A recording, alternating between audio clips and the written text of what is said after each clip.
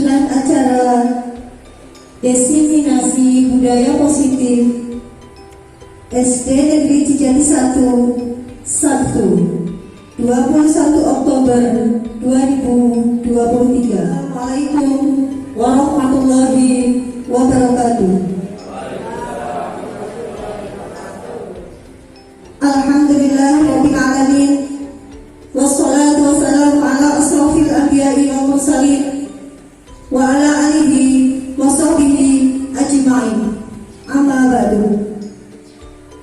Yang terhormat Kepala SD Negeri Cijati 1 Bapak Ahmad Subarkat SPD SD MPD. Yang kami hormati Bapak Kepala Sekolah SD Negeri Negara Jati 03 Bapak Taswanto SPDSD. Yang kami hormati Dewan Guru SD Negara Jati 03. Dan yang kami hormati seluruh Dewan Guru SD Negeri Cijati 1. Marilah kita panjatkan puji syukur kita kehadirat Allah Subhanahu wa taala atas rahmat dan limpahan berkahnya. Pada pagi hari ini kita bisa bertemu di kegiatan diseminasi budaya positif. Salawat dan salam marilah kita aturkan kepada junjungan Nabi kita Muhammad SAW. Hadirin yang kami hormati, izinkan saya membacakan susunan acara pada pagi hari ini. Acara yang pertama pembukaan. Acara yang kedua prakata dari Kepala Sekolah SD Negeri Cijati 1. Acara yang ketiga diseminasi budaya positif. Acara yang keempat lain-lain, dan acara yang kelima penutup. Baik hadirin yang berbahagia, untuk membuka pada acara pagi hari ini, marilah kita buka dengan bacaan suratul Fatihah. Semoga dengan bacaan suratul Fatihah acara kita akan berlancar, acara kita akan bisa berjalan dengan lancar. Ala hadiyah wa ala kuliyatin sholihah. Al-Fatihah.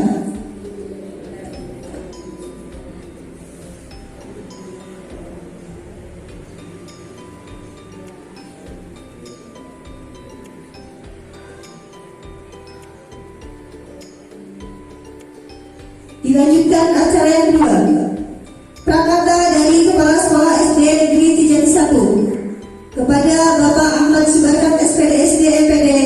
Disilakan.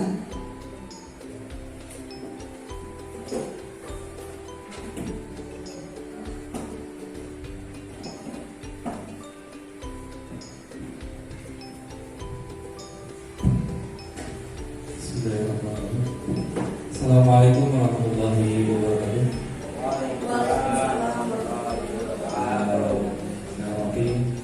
Saya Kepala Sekolah SD Negeri Negara Jati 03 beserta Dewan Guru. Dan saya hormati pula Bapak Ibu Guru SD Negeri Cijati 01 Cimahi. Alhamdulillah, puji syukur atas segala nikmat yang diberikan kepada kita dari nikmat iman, Islam, sehat, rezeki, sehingga pada pagi hari ini kita dapat berkumpul dalam acara diseminasi modul 1.4 budaya positif. Tak lupa selalu kita berdoa agar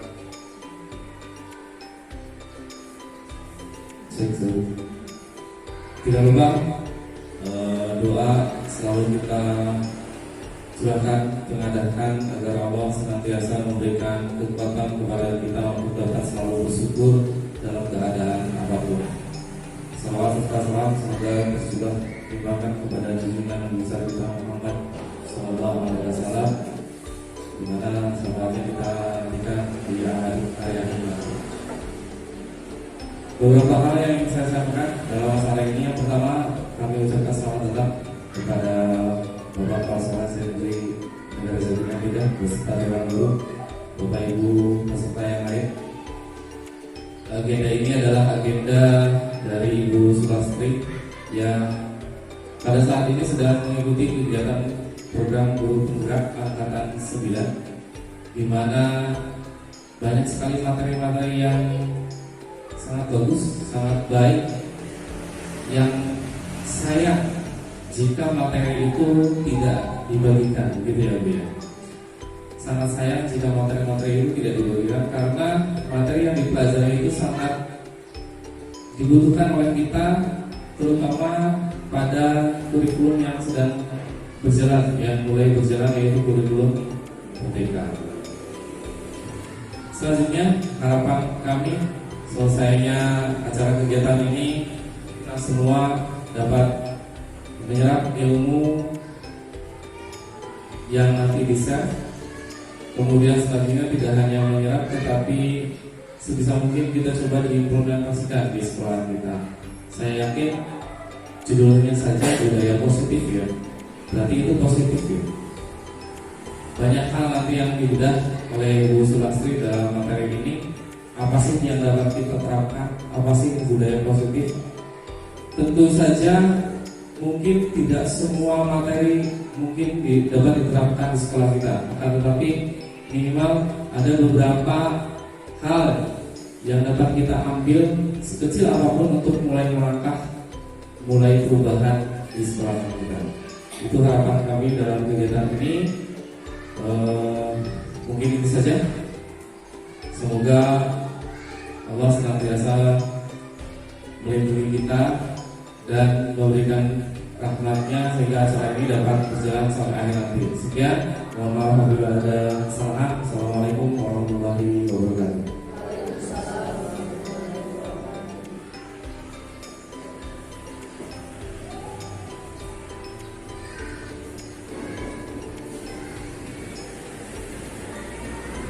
Dilanjutkan acara yang ketiga, acara diseminasi budaya positif oleh Ibu Sulastri SPD.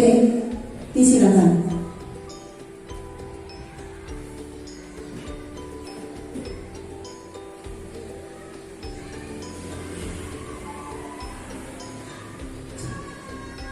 Bismillahirrahmanirrahim. Assalamualaikum warahmatullahi wabarakatuh.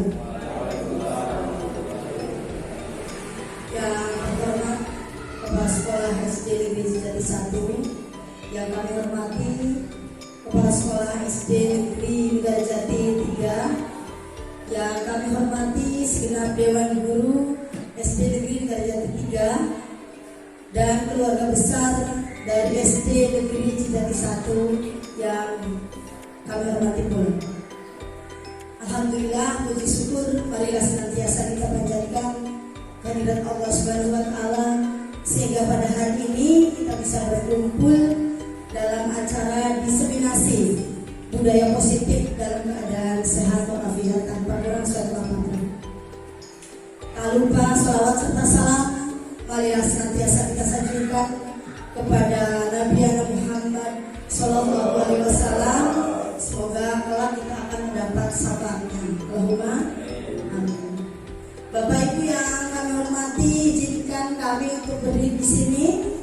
Kami akan menyampaikan yaitu materi tentang diseminasi modul 1.4. Kebetulan kami sedang belajar yaitu di CGP angkatan 9, yaitu tentang budaya positif. Baik Bapak Ibu yang kami hormati, nah dalam budaya positif ini yang pertama kita harus tahu terlebih dahulu tentang apa itu tujuan pendidikan. Nah menurut Ki Hajar Dewantoro, tujuan pendidikan itu adalah menuntun segala kodrat yang ada pada anak-anak agar mereka dapat mencapai keselamatan dan juga kebahagiaan yang setinggi-tingginya, baik sebagai manusia maupun sebagai anggota masyarakat. Sehingga kita sudah seyogianya sebagai pendidik itu menuntun tumbuh kembangnya kekuatan, baik itu minat, kemudian bakat dan juga potensi yang terdapat pada peserta didik kita. Jadi kita itu hanya memaksimalkan atau menebalkan apa yang sudah dimiliki oleh peserta didik kita. Jadi seperti itu untuk ibaratnya tujuan kita sebagai pendidik menurut Ki Hajar Dewantoro.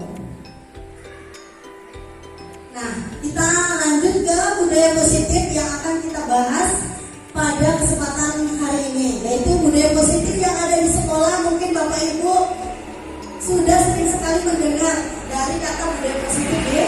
Berarti budaya-budaya yang seharusnya itu ada sebenarnya harus dikembangkan melalui kebiasaan yang ada di sekolah. Jadi kebiasaan-kebiasaan atau kebiasaan yang di sekolah yang berpihak kepada murid agar mereka dapat berkembang menjadi pribadi yang kritis, penuh hormat dan bertanggung jawab sesuai dengan profil pelajar Pancasila. Seperti yang kita ketahui, di dalam profil pelajar Pancasila itu ada 6 dimensi ya, mulai dari beriman dan bertakwa kepada Tuhan Yang Maha Esa, kemudian berakhlak mulia, berkebinekaan global, lalu ada mandiri, kreatif, gotong royong dan bernalar kritis. Itulah dimensi dari profil pelajar Pancasila.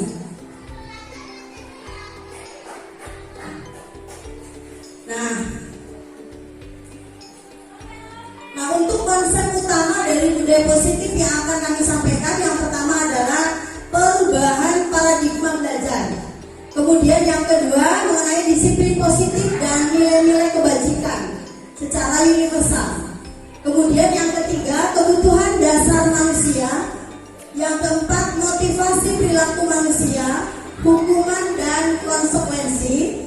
Kemudian yang kelima adalah restitusi, yaitu posisi kontrol kita sebagai guru. Kemudian yang keenam keyakinan kelas, dan yang ketujuh segitiga restitusi.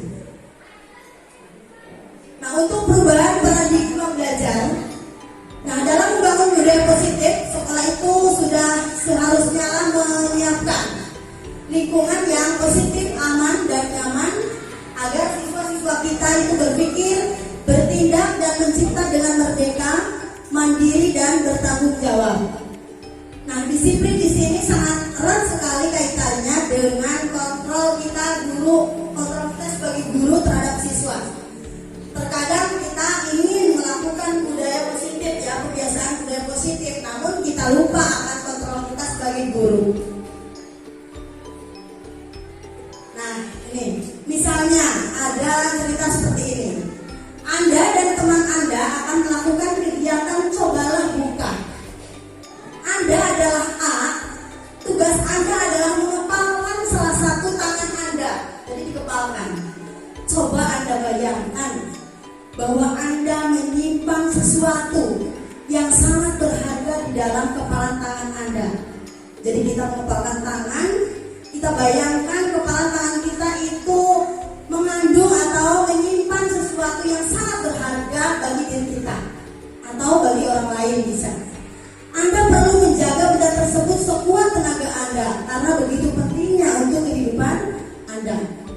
Nah, tugas B rekan Anda adalah mencoba dengan segala cara untuk membuka kepalan tangan Anda dengan bujukan misalnya, ayo bukalah kepalanya, atau dengan cara menghardik ya, dengan cara menghardik, mengintimidasi, memarahi, menggoda misalnya, ayo Pak Haji bukalah kepalanya gitu ya.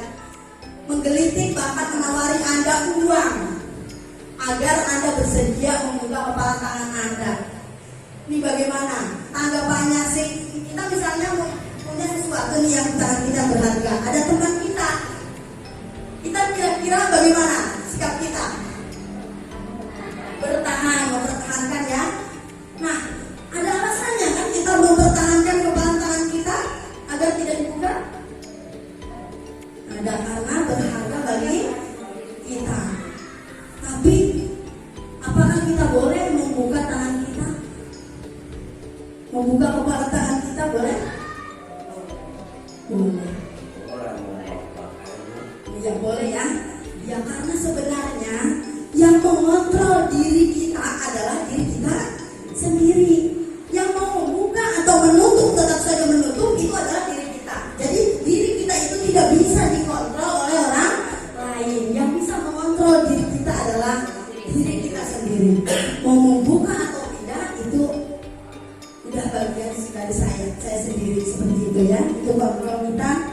Jadi kaitannya dengan yang tadi sudah saya sampaikan. Nah, kemudian disiplin positif. Apa makna disiplin ya? Bagian dari budaya positif itu ada disiplin. Kaitannya dengan disiplin. Apa berasal dari bahasa Latin yaitu disciplina yang artinya belajar. Makna asal dari kata ini berkonotasi dengan disiplin diri dari murid-murid Sokrates dan Plato. Disiplin diri membuat orang menggali potensinya menuju sebuah tujuan apa yang dia hargai. Namun, memang dalam budaya kita makna kata disiplin itu telah berubah menjadi sesuatu yang dilakukan oleh seseorang kepada orang lain untuk mendapatkan kepatuhannya. Disiplin, anak-anak diminta untuk mematuhi sebuah peraturan dan seperti itu. Nah, kecenderungan umum adalah menghubungkan kata disiplin dengan ketidaknyamanan, bukan dengan apa yang kita hargai atau pencapaian suatu tujuan. Mencatat 100 kali dalam buku kalimat itu adalah ternyata hukuman. Kita tidak boleh, ya, guru itu tidak boleh menghukum. Kemudian lari mengelilingi lapangan basket 2 kali karena terlambat hadir di sekolah, itu juga sama, hukuman. Murid diminta untuk push up 15 kali karena tidak menggunakan masker ke sekolah, itu juga hukuman. Kemudian menggantikan kertas tugas teman yang telah dicoret-coret, misalnya ada temannya mengerjakan tugas kemudian dicoret-coret, nah kamu ganti, itu bukan hukuman karena itu adalah konsekuensinya. Lalu membersihkan tumpahan air di meja tulis karena tersenggol pada saat belajar, misalnya saat belajar aqua atau tempat air minumnya tumpah, udah kamu bersihkan, itu bukan hukuman, itu namanya konsekuensi. Kemudian murid disuruh mengenakan sepatu seharian di sekolah karena tidak mengenakan sepatu hitam, kemana-mana suruh pakai sepatu, ya kita juga keliru, itu namanya hukuman. Kemudian lari mengelilingi lapangan basket 2 kali karena terlambat 10 menit untuk pelajaran PJOK, konsekuensi atau hukuman. Ternyata konsekuensi. Nah, artinya kalau tidak ada hubungannya dengan ibaratnya materi yang maksudnya sedang dilakukan, itu namanya hukuman. Contoh misalnya yang tadi lari lapangan basket 2 kali kan mau PJOK, olahraga, itu kan namanya konsekuensi dan untuk pemanasan juga. Jadi ada hubungannya dengan materi yang akan disampaikan atau yang akan dilakukan, misalnya seperti itu. Nah, apa perbedaannya antara hukuman dengan konsekuensi? Kalau hukuman itu sesuatu yang menyakitkan, ya. Kalau konsekuensi sesuatu yang harus terjadi. Hukuman membuat anak sakit untuk jangka waktu yang lama. Sakitnya ini bisa sakit hati, ya, bisa sakit fisik. Membuat anak merasa tidak nyaman dalam jangka waktu pendek. Kalau konsekuensi itu hanya sebentar, nanti juga akan pulih kembali. Tapi kalau hukuman kemungkinan akan dalam jangka waktu yang lama dan mungkin dia akan selalu terngiang-ngiang sampai dewasa. Kemudian anak akan membenci tentang kedisiplinan. Kalau kita hukum, anak itu akan membenci kedisiplinan. Namun kalau kita berikan konsekuensi, anak akan menghargai disiplin. Hukuman sifatnya dipaksa, jadi paksaan kalau hukuman. Ya, kalau konsekuensi, stimulus, tanggapan. Terus hukuman mendorong anak menyakiti diri sendiri, ya kan? Ngomongnya sudah tidak karuan biasanya seperti itu, tapi dia tidak terima. Tapi kalau konsekuensi mendorong anak agar mudah menyesuaikan diri. Hukuman itu konsepnya adalah diri yang buruk, kalau konsekuensi yang baik. Kalau hukuman anak belajar dengan menyembunyikan kesalahan, kalau konsekuensi otomatis anak belajar untuk mematuhi peraturan. Dalam hukuman, kalau kita berikan hukuman, anak pasti akan marah, timbul rasa bersalah, merasa dipermalukan, dan juga merasa tidak dihargai. Konsekuensinya akan kehilangan hak yang dibuat tidak nyaman, diasingkan untuk sementara saja. Nah, itu yang perbedaannya antara hukuman dengan konsekuensi. Nah, selanjutnya adalah yang kelima tentang restitusi, tentang posisi kontrol kita sebagai guru. Apa itu restitusi? Ya, kalau saya juga baru mendapat wawasan ini di CGP Angkatan 9. Sebelumnya saya belum pernah tahu apa itu restitusi, gitu ya. Kita belajar bersama. Nah, restitusi itu adalah proses menciptakan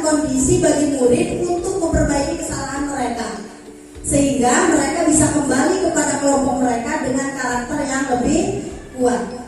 Restitusi juga proses kolaboratif yang mengajarkan murid untuk mencari solusi untuk masalah mereka dan berpikir tentang orang seperti apa yang mereka ingin atau menjadi tujuan mulia dan bagaimana mereka harus memperlakukan orang lain. Itu yang namanya restitusi. Cirinya yang pertama adalah bukan untuk menebus kesalahan, namun belajar dari kesalahan. Kemudian dengan adanya restitusi bakal memperbaiki hubungan berupa tawaran bukan paksaan. Kemudian restitusi menuntun untuk melihat ke dalam diri. Apa tadi saya bisa lakukan? Salah atau betul yang saya lakukan? Kemudian mencari kebutuhan dasar yang mendasari tindakan. Nah, restitusi diri ini cara yang paling baik. Ya, kemudian merupakan fokus pada karakter bukan tindakan, lalu mengembalikan murid yang berbuat salah kepada kelompoknya. Restitusi atau posisi kontrol kita sebagai guru adalah yang pertama sebagai penghukum. Nah, nanti kita termasuknya sering yang kita lakukan yang mana ya. Kemudian membuat merasa bersalah, kemudian sebagai teman, sebagai pemantau dan sebagai manajer. Nah, ini yang sebagai penghukum, misalnya menghardik, menunjuk-nunjuk, menyakiti, menyindir ya. Ada anak kita berbuat kesalahan. Kalau kita misalnya sebagai penghukum, kalau kamu tidak melakukannya, awas ya. Itu ya seperti saya itu. Rasakan itu kan sudah kasar sekali, tidak boleh. Seorang guru sampai betak-betak seperti itu. Ada kasus seperti ini. Pada hari Senin, Pak Alfi tidak masuk sekolah. Pak Alfi merupakan guru matematika, ini guru SMP. Saat itu Bu Rina menggantikan Pak Alfi. Bu Rina baru 1 tahun menjadi guru SMP. Beberapa murid perempuan Vivi dan Natali mengetahui hal ini dan mulai menggunakan kesempatan dan bersikap seenaknya, tertawa dan tidak mengindahkan kehadiran Bu Rina. Bu Rina mencoba menyapa Vivi dan Natali dengan ramah sambil mengingatkan untuk tetap fokus pada tugasnya. Ayolah, tugasnya dikerjakan. Nanti ibu ditegur bapak kepala sekolah kalau kalian tidak mengerjakan tugas. Tolong bantu ibu ya. Namun Vivi dan Natali malah jadi tertawa. Ah, ibu santai saja bu, gitu ya. Mereka tetap tidak mau mengerjakan tugas dan malah mengobrol. Nah, kita sebagai guru, apa yang harus kita lakukan? Kaitannya tadi dengan posisi kontrol yang sudah dijelaskan di depan. Ya, jadi sebaiknya kita jangan langsung karena tertawa atau tidak mengerjakan, bahkan ibaratnya mengejek guru ya, tidak menghargai guru gitu. Jangan langsung kita tegur di situ langsung. Jadi kita harus menggunakan tadi. Yang pertama kita bisa sebagai tadi ada teman ya di situ. Ayolah tugasnya dikerjakan gitu. Terus kan di situ Bu Rina itu menggantikan Pak Alfi karena guru kelas. Guru aslinya itu adalah Pak Alfi, guru matematikanya. Kemudian karena tidak masuk sehingga digantikan. Karena bukan ibaratnya ya bukan IPA-nya, bukan di mapelnya, tidak serta-merta Bu Rina itu langsung seperti itu berbuat mengingatkan anak langsung di situ. Berarti harus bagaimana? Pertama, ya memberitahu kepada Pak Alfi ya, karena kan kita kalau misalnya usul misalnya tidak masuk, ada masalah di kelas 1, kita kan tidak seharusnya langsung ke anak, kita konsultasi dulu dengan gurunya atau guru matematikanya langsung. Kalau di sini berarti kita temui Pak Alfi, kita ceritakan kepada Pak Alfi, kemudian setelah itu anaknya baru dipanggil gitu misalnya kan bisa. Jadi dengan cara yang tadi kita harus berlaku sebagai tadi manajer itu tadi, agar anak itu bisa belajar bagaimana caranya menghargai orang lain kalau kaitannya dengan tadi. Nah, ini untuk pernyataan-pernyataan yang kaitannya dengan posisi kontrol. Misalnya saya kecewa sekali dengan kamu. Nah, kalau guru sudah ngomong seperti itu, anak biasanya aduh saya salah nih sama guru, sama Pak Guru, bisa seperti itu. Kemudian kamu tidak pernah benar melakukannya, itu kan agak kasar ya. Jadi sebagai penghukum. Kemudian kalau sebagai teman tadi, ayolah lakukan demi ibu,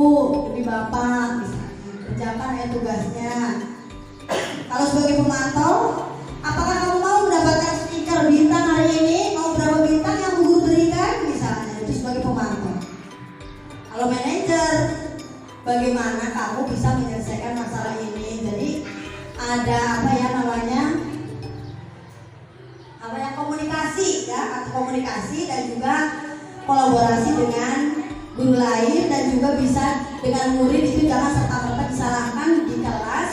Jadi dipanggil terlebih dahulu, salahnya bagaimana, kemudian selesaikan secara bersama-sama. Itu sebagai manajer harapannya seperti itu. Nah, kita lanjut ke keyakinan kelas. Keyakinan kelas itu adalah nilai-nilai kebajikan atau prinsip-prinsip universal yang disepakati bersama secara universal, lepas dari perbedaan agama, suku, negara, dan bahasa. Menurut Gosen di situ, suatu keyakinan akan lebih memotivasi seseorang dari dalam atau intrinsik. Jadi bedakan antara peraturan dengan keyakinan. Seseorang akan lebih bersemangat untuk menjalankan keyakinannya daripada hanya sekedar mengikuti peraturan. Nah, mengapa tidak peraturan saja? Mengapa harus keyakinan kelas? Misalnya, mengapa kita memiliki peraturan harus menggunakan helm bila mengendarai kendaraan roda 2? Mengapa kita memiliki peraturan 3M? Menggunakan masker, mencuci tangan, dan menjaga jarak 1,5 meter. Mengapa kita memiliki peraturan harus datang tepat waktu pada saat mengikuti pelatihan? Harus datang tepat waktu, gitu. Wajib datang tepat waktu, itu kan peraturan ya. Nah, itu peraturan itu gimana ya? Lebih kurang halus gitu ya. Jadi nantinya kita sama aja, kalau ini akan kita takut terhadap peraturan gitu. Saya takutlah terhadap peraturan, takut dihukum, akhirnya seperti itu. Jadi bukan datang dari dalam diri seseorang. Tapi kalau keyakinan kelas, dia akan menjalankan nilai-nilai atau keyakinan yang akan lebih menggerakkan seseorang dibandingkan dengan mengikuti serangkaian peraturan-peraturan. Jadi dia akan berusaha untuk menepatinya dengan penuh tanggung jawab. Itu bedanya dengan keyakinan kelas. Nah, jadi awalnya itu berupa peraturan kelas, misalnya tidak boleh membuang sampah sembarangan, tidak boleh gaduh di kelas, pokoknya ada kata tidak boleh. Nah, peraturan kelas itu peraturan kelas. Nah, untuk keyakinan kelas itu seharusnya sifatnya adalah positif. Jadi kita harus menggunakan kalimat-kalimat positif. Misalnya tidak membuang sampah sembarangan, berarti kita ganti kalimatnya dengan membuang sampah pada tempatnya, kan tidak menggunakan kata tidak seperti itu. Kemudian tidak gaduh saat pelajaran, kan peraturan. Berarti keyakinannya misalnya mendengarkan guru saat menjelaskan. Jadi kita ubah menjadi kalimat-kalimat positif. Itu dalam keyakinan kelas. Nah, keyakinan kelas tersebut akan menciptakan lingkungan yang positif. Dengan adanya lingkungan positif tersebut, maka akan terciptalah budaya positif. Nah, seperti itu. Ini untuk keyakinan kelas. Nah, jadi di dalam keyakinan kelas tadi itu terdapat nilai-nilai kebajikan, ya. Misalnya selalu kan, misalnya kalau peraturan selalu kembalikan buku ke tempatnya, kan ada kata selalu ya di situ ya. Berarti keyakinan kelasnya kembalikan buku pada tempatnya, berarti adalah punya nilai tanggung jawab karena kita harus mengembalikan sesuatu kepada tempatnya. Kemudian dilarang mengganggu orang lain. Nah, untuk nilai keyakinan kelasnya adalah menghormati orang lain dan seterusnya ya, sampai ke jangan berlari di kelas misalnya. Itu adalah nilainya keselamatan atau keamanan.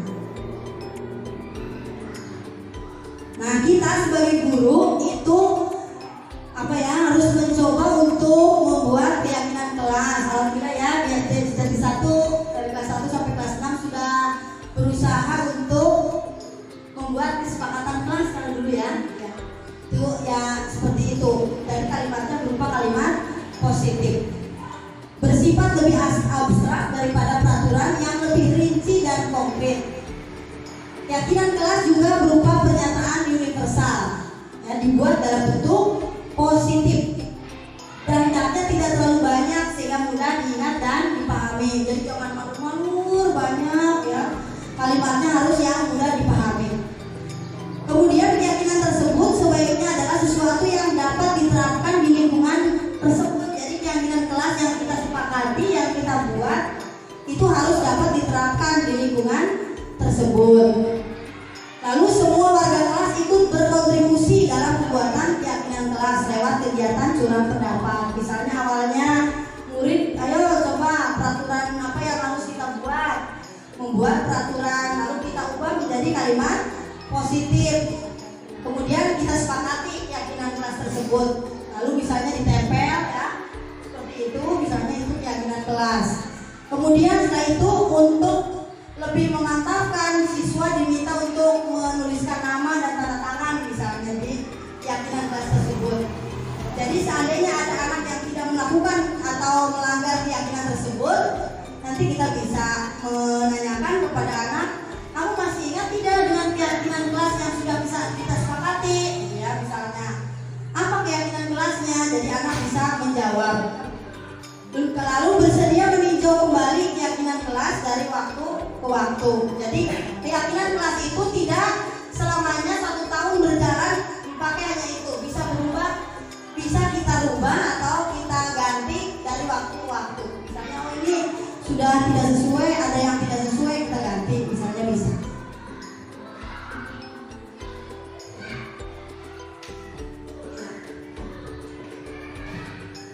Ini adalah, tidak usah disetel ya Bapak Ibu. Ini kemarin saya sudah membuat pembentukan keyakinan kelas sedikit.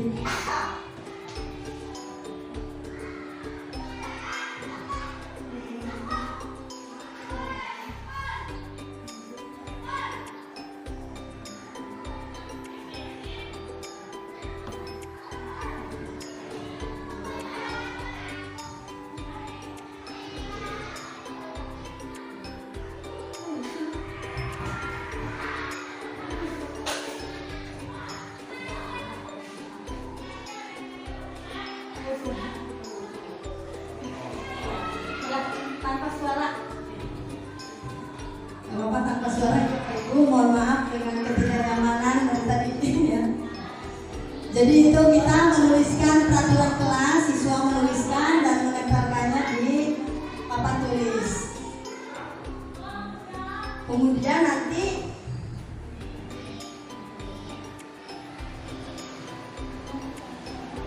jadi siswa menuliskan peraturan kelas, kemudian ditempel di papan tulis, masih peraturan.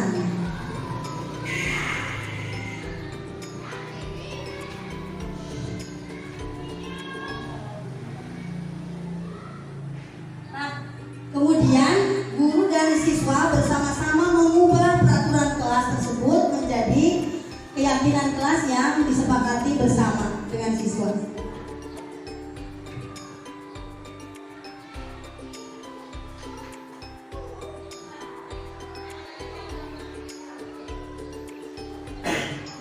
Setelah disepakati, ditulis keyakinan kelasnya, kemudian ditempel di tempat yang sudah disediakan. Terus selanjutnya anak diminta untuk menandatangani, menuliskan nama dan menandatangani keyakinan kelas tersebut.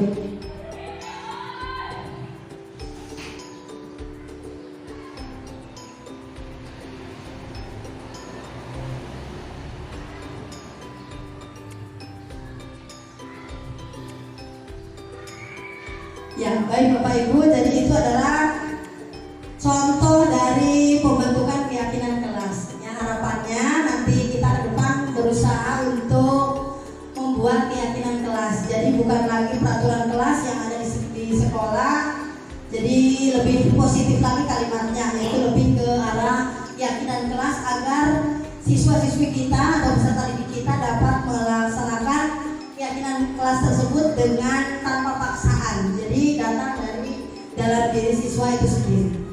Kita lanjutkan ke yang terakhir, ini adalah segitiga restitusi. Saya juga baru mendengar kata ini di CGP angkatan 9. Ya Bapak Ibu, kita berbagi. Nah, untuk segitiga restitusi ini adalah proses menciptakan kondisi bagi murid untuk memperbaiki kesalahan mereka, sehingga mereka akan bisa kembali pada kelompok mereka dengan karakter yang lebih kuat. Maksud lebih kuat di sini bukan berarti yang negatif, namun yang positif. Jadi mereka akan memperbaiki kesalahannya tanpa disuruh atau tanpa diminta oleh guru. Dan melalui restitusi, guru dapat membantu murid menjadi lebih memiliki tujuan, disiplin positif, serta memulihkan dirinya setelah berbuat salah. Membantu murid untuk jujur pada diri sendiri dan mengevaluasi dampak dari kesalahan yang dilakukan, kemudian memberi penawaran bukan paksaan. Jadi manakala siswa kita itu punya masalah di kelas, misalnya seperti kan sering terjadi berantem ya setiap hari. Ada sekarang udah beberapa hari ini alhamdulillah belum mendengar, tidak mendengar ya, tidak mendengar ada yang berantem, bertengkar dan sebagainya. Biasanya tersebut diawali dari hal-hal yang kecil. Di kelas 6 juga sama ya. Dari menyebutkan nama orang tua sehingga siswa tersebut menjadi tersinggung karena nama orang tuanya disebut. Nah, akhirnya fisiknya, fisik dan sebagainya, gelut lah ibaratnya seperti itu. Nah, kita sebagai guru harus bersikap bijak, jadi jangan langsung di kelas langsung, kamu salah, begini, sebagainya jangan. Kita berusaha untuk menerapkan segitiga restitusi. Nah, di dalam segitiga restitusi itu ada 3 langkah. Jadi yang pertama adalah menstabilkan identitas. Jadi saat anak punya masalah, mereka emosi, marah gitu ya, kita stabilkan dulu.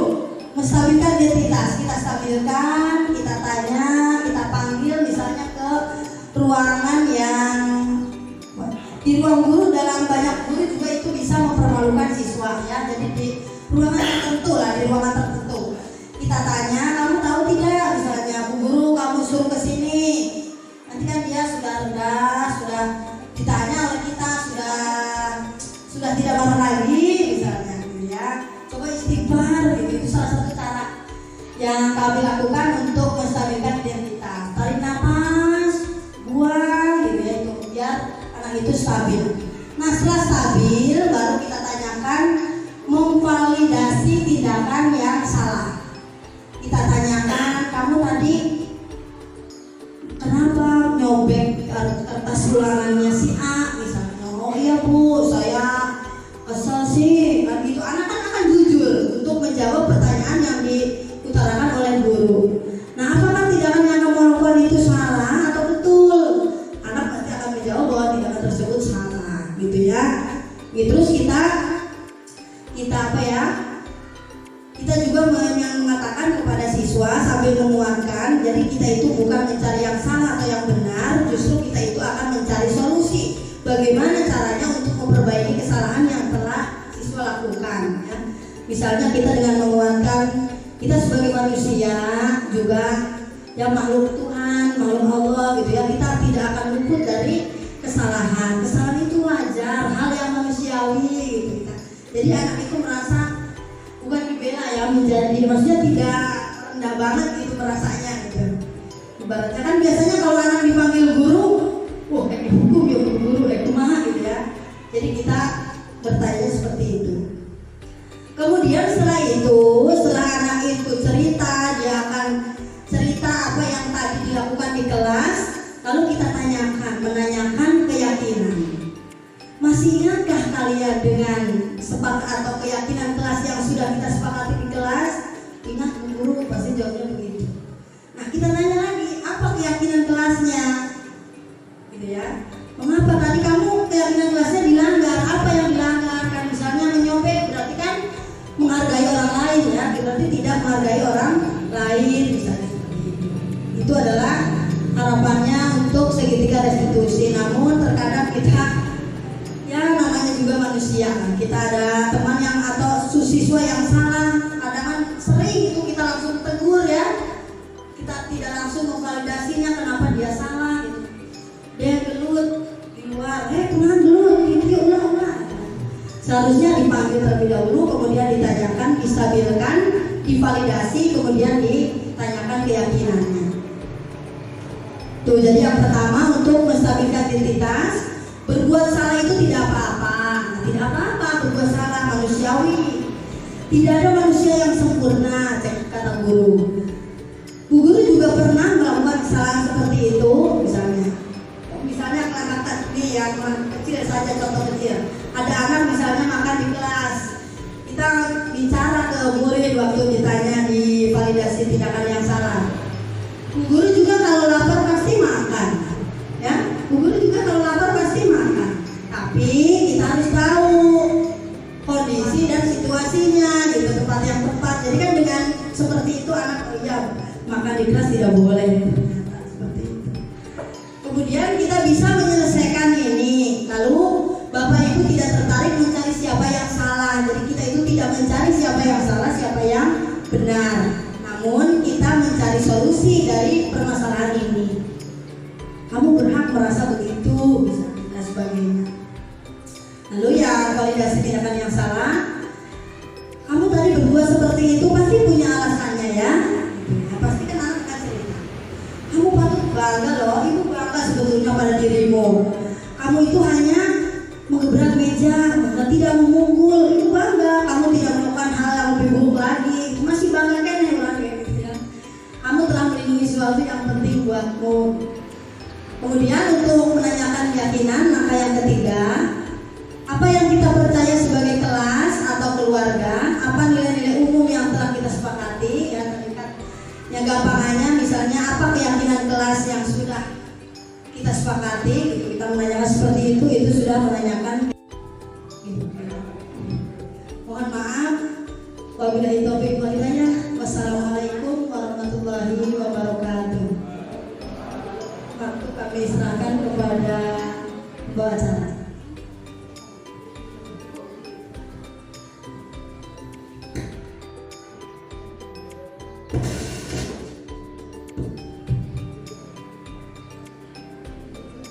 Kita lanjutkan acara yang keempat, yaitu acara lain-lain.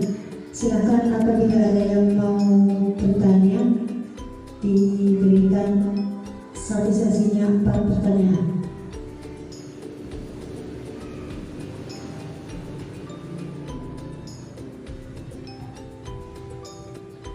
Monggo Bapak Ibu, bisik, monggo kita sharing saja ya, bukan ya Bu Guru, Ibu, kita sharing saja sama guru.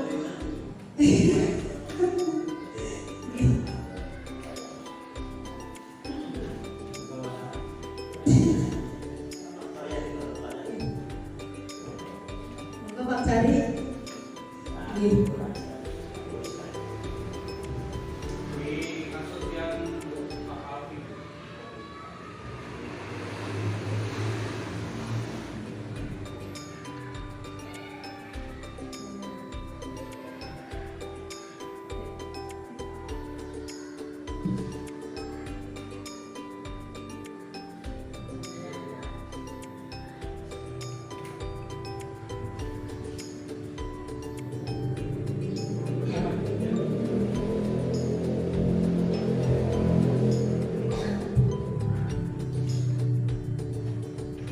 Baik, terima kasih. Saya tertarik dengan kasus Pak Alfi yang digantikan oleh Bu Rina. Kemudian ada deskripsi seperti itu, ada langkah atau tindakan Bu Rina dengan keadaan anak-anak yang ramai gitu ya, tidak mengindahkan Bu Rina. Bu Rina mengatakan, ayolah apa itu? Bantu ibu, ayolah tugasnya dikerjakan. Nanti ibu ditegur ya, dibawa ke sekolah kalau kalian tidak mengerjakan tugas. Tolong bantu ibu ya. Nah, dari slide sebelumnya kan kita sudah mempelajari treatment atau apa yang kita lakukan terhadap murid-murid ya.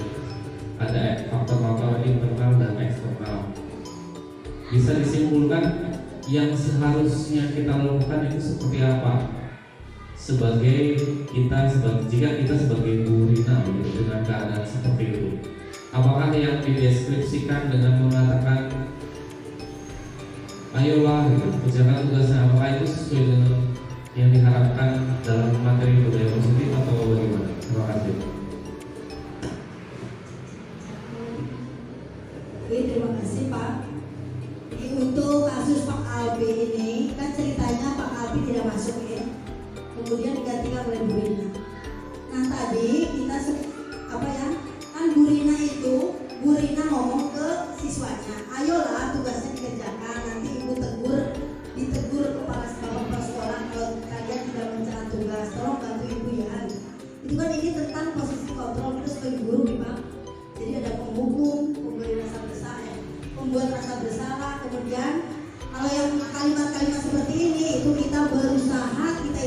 temannya. Nah, di dalam disiplin positif ini, budaya positif, yang disiplin positif, kita kan diharapkan itu sebagai manajer yang mampu menyelesaikan masalah gitu ya Pak. Kalau hanya sebagai teman, itu seperti tadi, itu santai aja. Nah, kita malah seolah tidak dihargai oleh siswa gitu, seperti itu.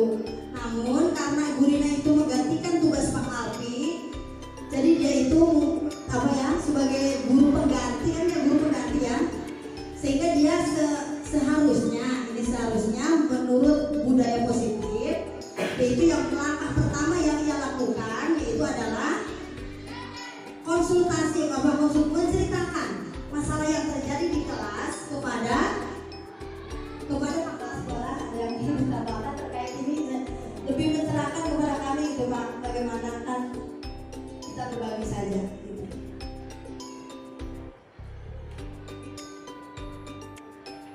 Terima kasih. Hanya mengkonfirmasi saja seperti itu. Sepertinya memang begitu ya. Jadi posisi yang ditampilkan pada kasus ini adalah posisi kelompok sebagai teman yang akhirnya malah tidak dianggap begitu ya. Jadi setelah itu harusnya posisinya itu pada posisi manajer, yang kata kunci di tabel sebelumnya itu yang dilakukan apa sih sebagai manajer itu bertanya dengan harapan bisa memberdayakan gitu. Oke, terima kasih Bu.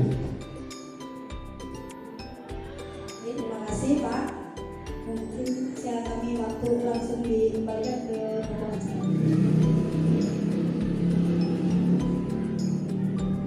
Dilanjutkan acara yang kelima yaitu penutup. Marilah kita tutup acara pada pagi hari ini dengan bacaan hamdalah bersama-sama. Alhamdulillahirabbil alamin. Saya selaku pembawa acara mohon maaf apabila ada kata-kata yang tidak berkenan. Wabillahi taufiq wal hidayah. Wassalamualaikum warahmatullahi wabarakatuh.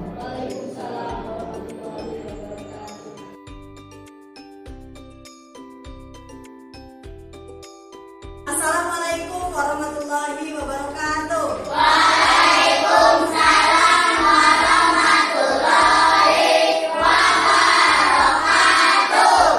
Bagaimana kabarnya hari ini? Alhamdulillah, luar biasa. Yes. Alhamdulillah, sehat. Baik. Pagi ini kita akan membuat yang namanya keyakinan kelas. Pernah mendengar kata keyakinan kelas? Keyakinan kelas itu apa?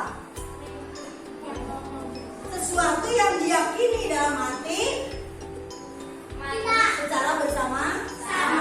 Itu namanya keyakinan kelas ya. Jadi harus kita sepakati bersama, tapi kita yakini dalam hati, sehingga dalam pelaksanaannya nanti sesuai dengan keinginan kita masing-masing dan dapat dilaksanakan dengan tanggung jawab. Siap semuanya ya? Siap. Ya baik. Nah, nanti kamu yang pertama kali nanti kalian tuliskan sekiranya peraturan apa yang harus ada di kelas kita. Oke? Nanti silakan kalian tuliskan di kertas sticky note yang sudah Bun bagikan. Ada bermacam-macam ya, yang warna biru, pink, kemudian kuning. Ya, tidak apa-apa, ya tidak apa-apa. Silakan sekarang kamu tuliskan peraturan apa yang seharusnya ada di kelas kita. Ya, silakan.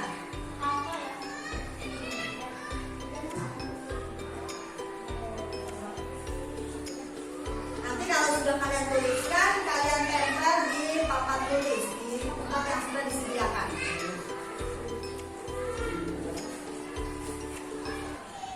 Sudah semuanya? Belum. Ya, silakan. Sambil menunggu temannya yang belum, coba ada yang tahu tidak apa perbedaan antara peraturan dengan keyakinan?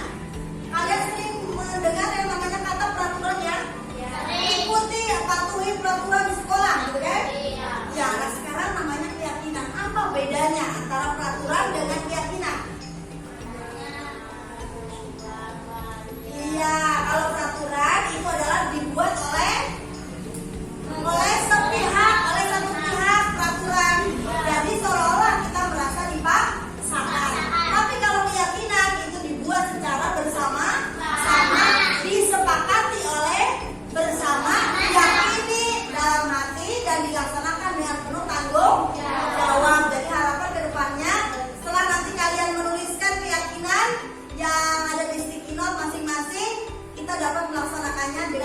tanggung jawab. Jawab. Sudah semuanya? Sudah. Silakan kalau sudah tempelkan di tempat yang sudah disediakan. Silakan. Mureter mulai dari Asan dulu ayo. Di belakang langsung lanjut saja. Di sini dulu aja.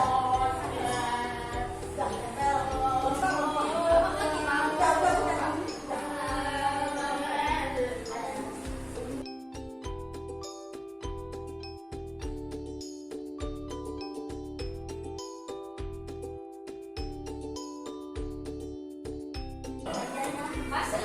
Ya. Baik, semuanya sudah membuat peraturan kelas dengan bermacam-macam ya, dengan lancar. Tepuk tangan buat kita semua. Kita baca coba aja. Ayo ke depan. Silakan dibacakan di barisan paling atas. Coba bacakan barisan paling atas. Tidak boleh memotong pembicaraan orang lain. Tidak orang lain. Tidak boleh memotong pembicaraan orang lain.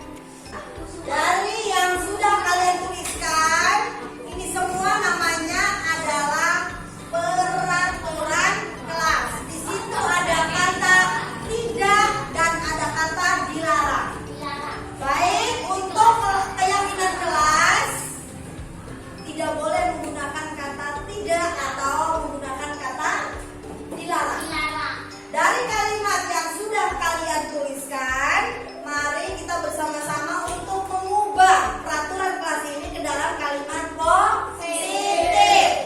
Berarti artinya kita harus membuang kata tidak dan membuang kata dilarang. Seperti itu ya. Baik, kita bersama-sama. Nanti yang memiliki ide langsung tunjuk jari, kemudian nanti minta sticky note-nya ke guru. Langsung dituliskan, kemudian tempelkan di sini. Oke? Ya, pertama. Kita lihat dari sini adalah tidak boleh memotong pembicaraan orang lain. Tidak ada kata tidak bolehnya. Berarti kita pakai gunakan kata apa? Mendengarkan orang lain yang sedang berbicara. Ya, siapa yang menulis? Tunjuk jari. Ya, silakan. Cepat saja. Ya.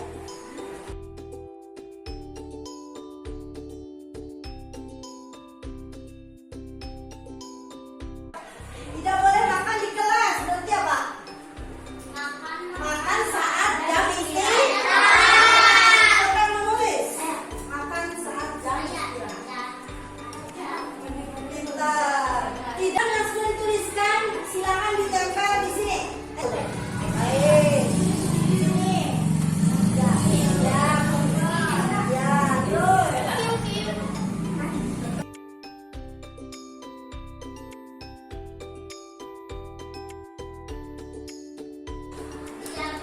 Ada lagi? Tidak ada. Silakan. Nanti semuanya tanda tangan ya.